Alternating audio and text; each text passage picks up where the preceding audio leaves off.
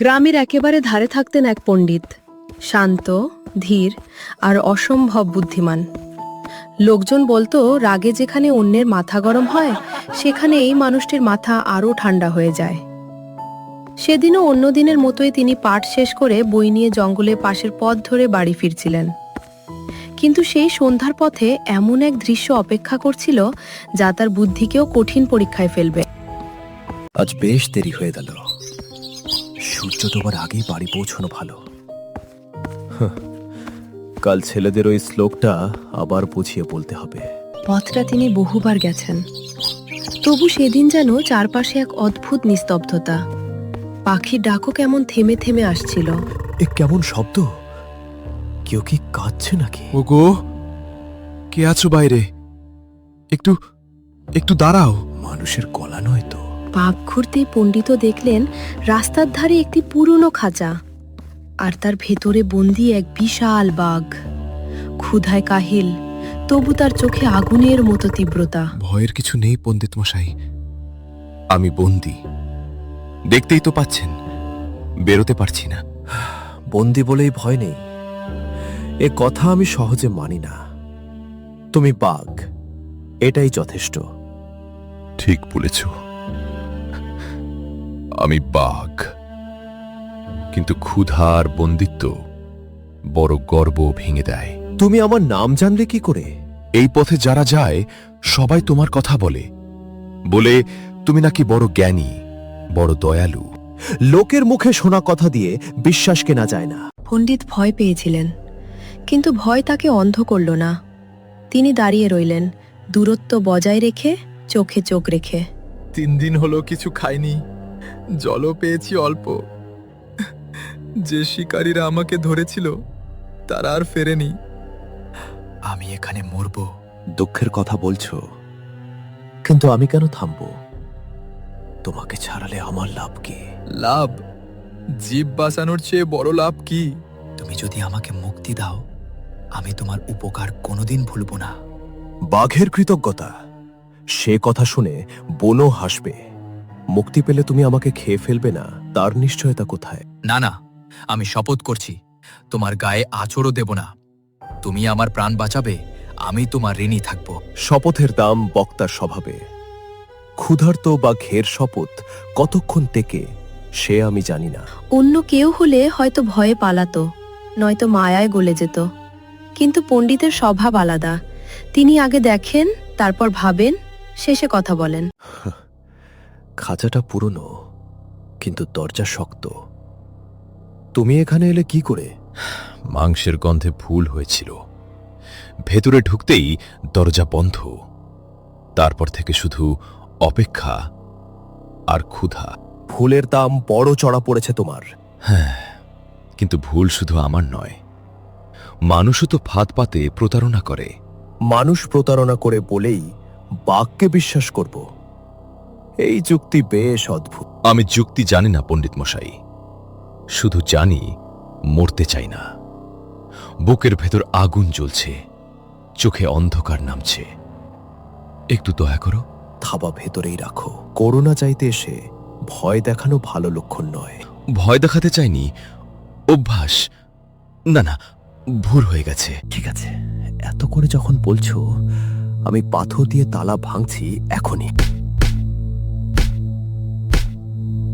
তালা খুলে যেতেই বনের নীরবতা যেন আরও ভারী হয়ে উঠল। পণ্ডিতের বুকের ভেতর ধূপ ধূপ করছে, আর বাঘ খাঁচা থেকে বেরিয়ে এসে মুক্ত বাতাসে গভীর শ্বাস নিল। মুক্তি! তুমি সত্যিই সাহসী পণ্ডিত, কিন্তু এখন প্রশ্নটা দাঁড়ায়, এই উপকারের বদলে আমি কি করব? তুমি কৃতজ্ঞ হবে, এটাই স্বাভাবিক। আমি তোমাকে প্রাণে বাঁচালাম। স্বাভাবিক? জঙ্গলে স্বাভাবিক বলে একটাই জিনিস আছে, ক্ষুধা। আর আমি বহুক্ষণ ধরে ক্ষুধার্ত। কি বলছো? আমি তোমাকে ছেড়েছি আর তুমি আমাকে খাবে? মানুষ কি সবসময় উপকারের বদলে উপকার দেয়? তুমি তো নিজেই জানো, দুনিয়া সে নিয়মে চলে না। পণ্ডিতের মুখ ফ্যাকাশে হয়ে গেল। তিনি বুঝলেন বাঘের চোখের সেই অদ্ভুত আলো ছিল কৃতজ্ঞতা নয়, ছিল হিসেবি নিশ্চিন্ততা। থামো! যদি তুমি ন্যায়ের কথা বলো তবে বিচার হোক। 3 জন সাক্ষী যা বলবে আমরা তাই মানব। বিচার মন্দ নয়, তাতে খেলাটা একটু দীর্ঘ হবে। আচ্ছা, আমি রাজি। তবে চলো, যে যাকে পাবো তাকে জিজ্ঞেস করব, উপকারের বদলে অপকার করা কি ন্যায়? বনপথে এক অদ্ভুত জুটি এগোতে লাগলো। একজন মৃত্যু ভয়ে কাঁপা মানুষ, আরেকজন ধৈর্য ধরে নিজের ভোজের সময় গুনছে। সামনে ঝোপের ধারে এক গাধা শুকনো ঘাস খুঁটে খাচ্ছিল। ও গাধা ভাই, একটু বিচার করো। আমি এই বাঘটাকে খাঁচা থেকে ছেড়েছি আর এখন সে আমাকেই খেতে চায়। এই নিয়ে এত হইচই কেন? দুনিয়ায় এ তো নতুন কিছু নয়, আগে সব খুলে বলো। আমি বন্দি ছিলাম, এ আমাকে ছাড়লো। এখন আমি ক্ষুধার্ত। আমি যদি একে খাই তাতে অন্যায় কোথায়? অন্যায় এই যে আমি উপকার করেছি, উপকারের বদলে মৃত্যু। এ কেমন বিচার? উপকার? আমার মালিকের কথা শুনবে? ছোটবেলা থেকে আমি তার বোঝা টেনেছি, রোদে বৃষ্টিতে কাদায়, চুপচাপ। যুবক বয়সে আমি দিন রাত কাজ করেছি, ঘাস কম পেয়েছি, লাঠি বেশি পেয়েছি, তবু টেনেছি, কারণ সেটাই ছিল আমার কাজ। এখন আমার পিঠ নুয়ে গেছে, হাঁটু কাঁপে। আর মালিক কি করেছে জানো? আমাকে জঙ্গলে ফেলে গেছে। কিন্তু সবাই তো এমন নয়, সব মানুষ অকৃতজ্ঞ হয় না। হয়তো না, কিন্তু আমি যা দেখেছি তাতে উপকারের দাম খুব কম। ব্যবহার শেষ হলেই লাথি। আমার মতে বাঘ ভুল করছে না।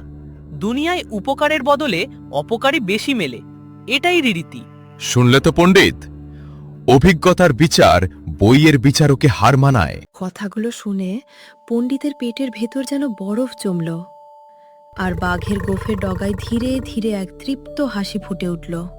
একজনের কথায় বিচার শেষ হয় না, আমরা আরেকজনের মতো নেব, তারপর সিদ্ধান্ত হবে। আমি কোথাও যাচ্ছি না, আমার খাবারও যাচ্ছে না। একটু এগিয়ে তারা পৌঁছালে এক ডোবার ধারে। সেখানে এক বুড়ো মহিষ আধ ভেজা শরীর নিয়ে দাঁড়িয়ে, চোখে ক্লান্তি আর বহু বছরের অবহেলার চিহ্ন। মহিষ মশাই, আমাদের একটা বিবাদ মেটান। আমি এই বাঘটাকে মুক্ত করেছি, আর সে এখন আমাকেই খেতে চায়। কথাটা খুব চেনা লাগছে। আগে বলো, তোমার ধারণা কি? উপকারের বদলে পুরস্কার পাবে? কমপক্ষে প্রাণটা তো বাঁচবে, এই আশা কি অন্যায়? যখন আমি তরুণ ছিলাম, আমার মালিক আমাকে আদর করত, ভালো খেতে দিত, গলায় ঘণ্টা পরাতো। সবাই দেখতো আর বলতো, কি বলিষ্ঠ মহিষ। আমি তার জমি চষেছি, গাড়ি টেনেছি, শস্য তুলেছি। তার ঘর ভরেছে, উঠোন ভরেছে, গোলা ভরেছে। তারপর একদিন আমার জোর কমল, কাঁধে আগের মতো টান রইল না। তখন কি হলো জানো? কি হলো? দড়ি খুলে আমাকে তাড়িয়ে দিল। বলল, অকাজের বোঝা রেখে খাবার নষ্ট করার মানে নেই। তবু কি তাই বলে কৃতজ্ঞতা বলে কিছু নেই? ন্যায় বলে কিছু নেই? ন্যায়? যারা শক্তিশালী তাদের সুবিধায় বেশিরভাগ সময় ন্যায় নামে চলে। দুর্বলরা শুধু গল্প শোনে। দেখলে, দ্বিতীয় সাক্ষীও আমার কথাই বলছে। এখন কি আর তর্ক বাকি আছে? আমার বিচার, দুনিয়ায় উপকারের বদলে অপকার পাওয়াই বেশি স্বাভাবিক। বাঘ যদি তোমাকে খেতে চায়, তাতে আমি আশ্চর্য হই না। তৃতীয় রায় পড়তেই পণ্ডিতের হাঁটু যেন দুর্বল হয়ে এলো। বনটা হঠাৎ আরো অন্ধকার লাগলো, আর চারপাশের বাতাসে মৃত্যুর গন্ধ স্পষ্ট হয়ে উঠল। না না, এ হতে পারে না। এ তো বিচার নয়, এ তো শুধু দুঃখের হিসেব। দুঃখের হিসেবই সবচেয়ে সত্যি হিসেব পণ্ডিত। আর সত্যিটা এখন তোমার খুব কাছে দাঁড়িয়ে আছে। আমাদের কথা ছিল 3 জনের মতো নেওয়া হবে, এখনো একজন বাকি। হ্যাঁ, একজন বাকি, কিন্তু তাতে ফল বদলাবে বলে কি সত্যি মনে হয় তোমার?